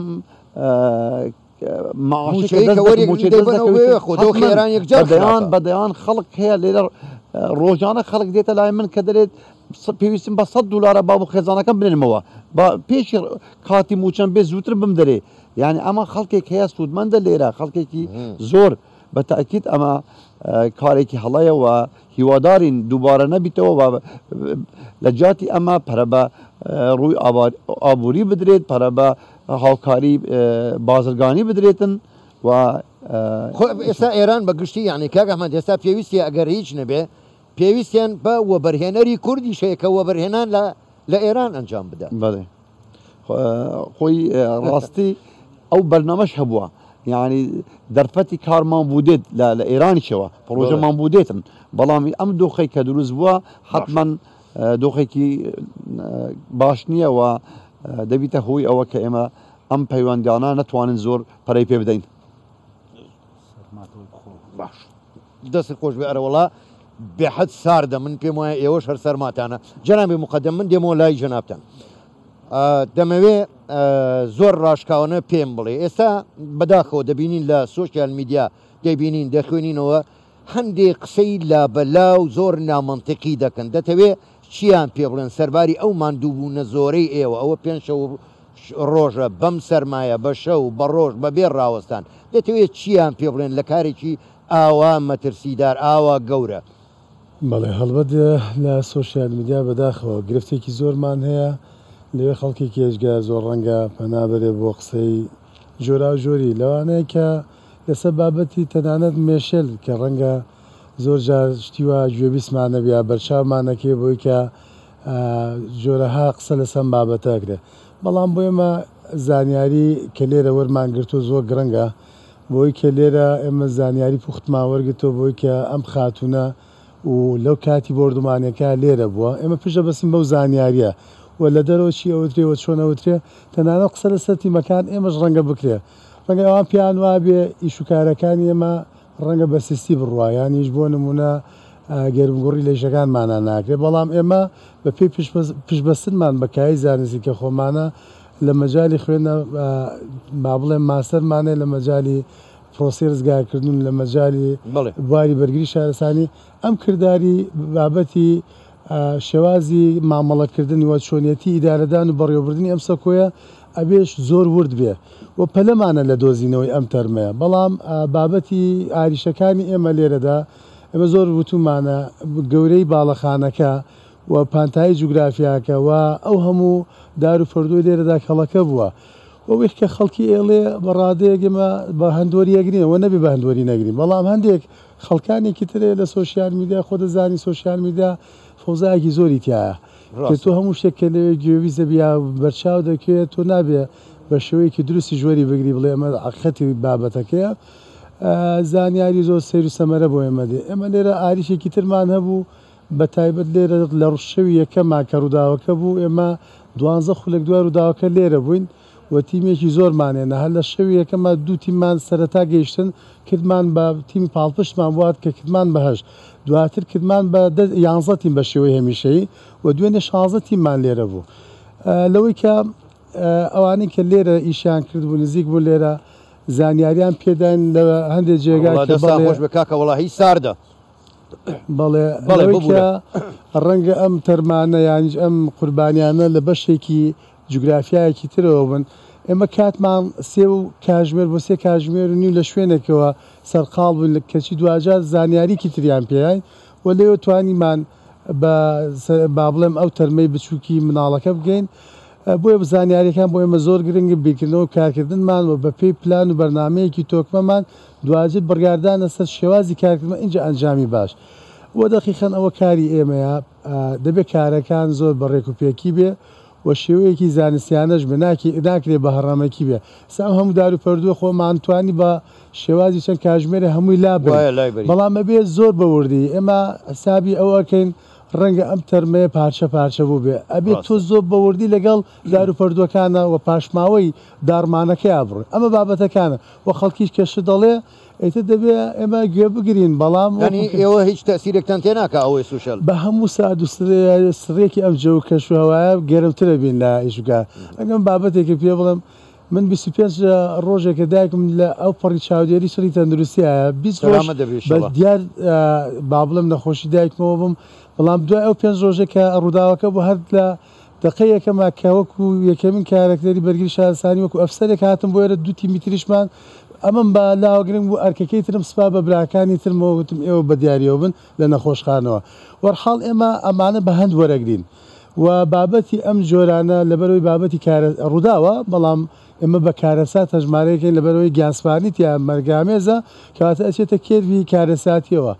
ئەمە ئێمە کارمەندانیشمان ئەفسەرانیشمان ئەو ئەفسەرانەی خۆزگە لە ڕۆژە ئاتانبینی چۆن کاریانەکرد هەر ئەفسەرێکمان شێوازێکی کارمەندێکی کارمەناسا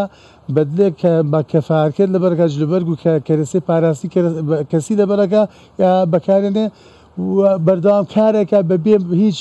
مەرەخەسیەک و بەپێ ئەوەی کە پشوێک وەربگرێت جگەلەوەی کە ناوبڕێکمانێ بۆ ناخواردنێکی بچووک بیانیش نوێشکردنێکەمانە بێ بۆی بەردەوامین لە کار بە شێوەیەکی گەرم و گوڕ و مەبەستمان چونەوە کارێکی ئینسانیە و کارێکی ویژدانیشە دەستە خۆش بێ